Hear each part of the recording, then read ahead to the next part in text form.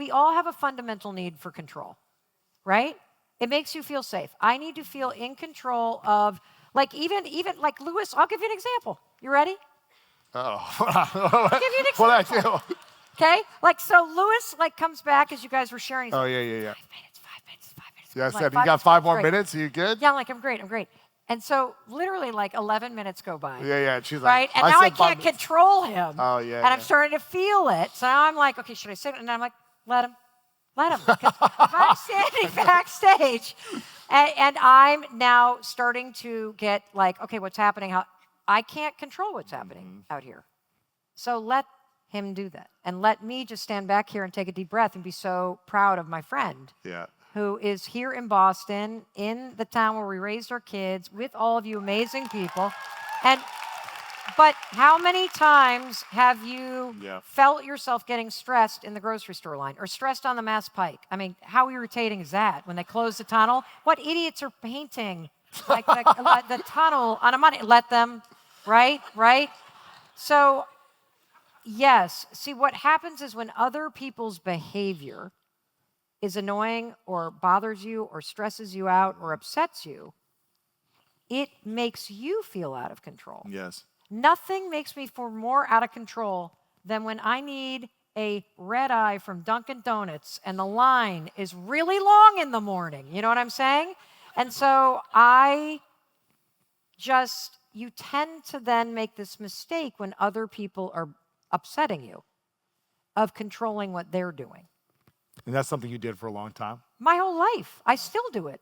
That's why I need the let them theory, to stop myself from doing it. We all do it because we have a need to be in control, and other people's behavior often makes you feel out of control. I mean, if I think back to some of my like relationships before I met Chris, like when somebody breaks up with you and then you're the loser that's trying to like control what happened, bring them back and like hang around and make yourself better looking so that they'll take you back. Like that's a form of control. Yeah.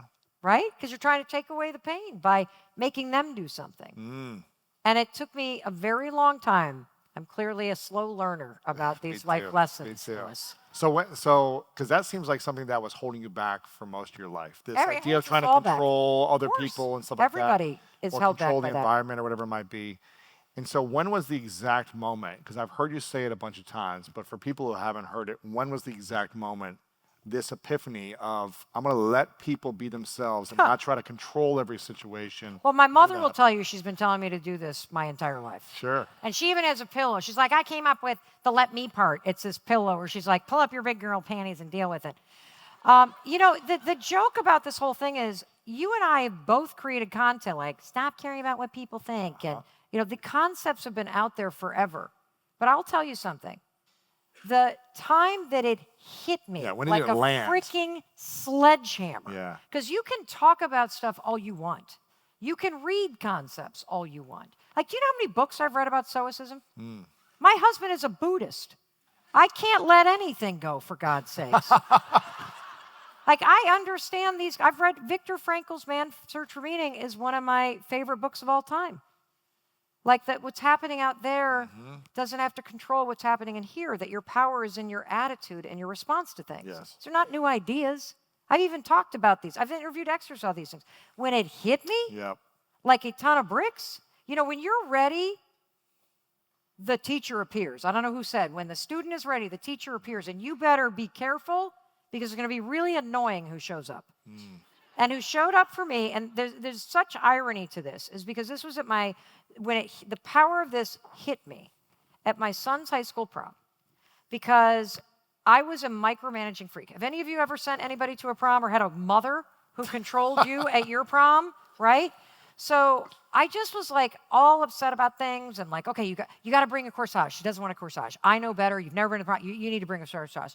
We get to the pre-photo party, and we take the photos, and then all of a sudden, it starts to rain. And all these kids are like, well, we think we're going to go out in the rain. I'm like, you're not going in the rain. Look at these new fancy sneakers that you got. And like, what do you? And they're like, we're going to go to this taco. You're going to a taco bar? Your tux is going to get wet. Your sneakers are going to. And my daughter was home. And here's the irony of this. You ready? When my daughter's prom happened, she was such a raging, controlling, dare I say, entitled piece of work. That we had a knockdown argument at a hair salon in Natick. The day of? The day of the, oh yeah, because we had the spray tan and the nails and the whole thing, and she got her hair done. I mean, it's like $1,000, I can't say, dollars. And she doesn't like the way the women did the makeup. I lost my mind, Louis, screaming at her. I stormed out of the salon. Your father's going to have to drive. You better call. And I left. Yes. And her father had to go get it. Wow. Yes. And he had to pay for this stuff because I was so angry at how much of an attitude she had. I'm like, this is a prom. It's not like, come on, you're not on the cover of Vanity Fair. Right.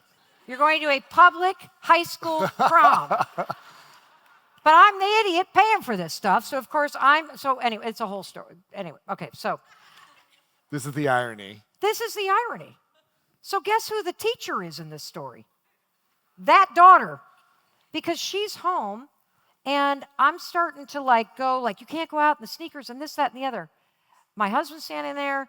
My mother-in-law is there. My son is there. He's kind of inching away from me. And my daughter reaches over and grabs me. And she has fake nails, so it goes in the bicep, which basically, I think, snaps me out of the ha and into the moment. And and she's like, Mom, you're being annoying. If they want to go outside, let them. If they want to get to see it, let them. It's like this cascade of let them. And then she's like, it's their prom, not yours. Let them do what they want. And then she released the nails. And Louis, honest to God, all I said to myself was why the hell do I care about this? And it's not at that point I'm I'm going to write a book. That's not what happened. And so I literally just started to say those words. I'm at Home Depot. You ever been at Home Depot in the garden center on a nice weekend? And they got one cash register open, and you got the flatbed, and there's 5 things in front of you, and it's beep, beep, beep. Anybody got a price on these impatients? You're like, oh my God, they're $1.99. God, I got to get to Dunkin' Donuts. I'm ready to kill somebody. Right? And so you feel the volcano, and I'm just okay, Mel, let them. And that was how it started. That's how it started. Thank you for watching this video. If you want more inspiring clips like this, make sure to click right here to subscribe and click right here to watch that next video that is specific to support you in your life.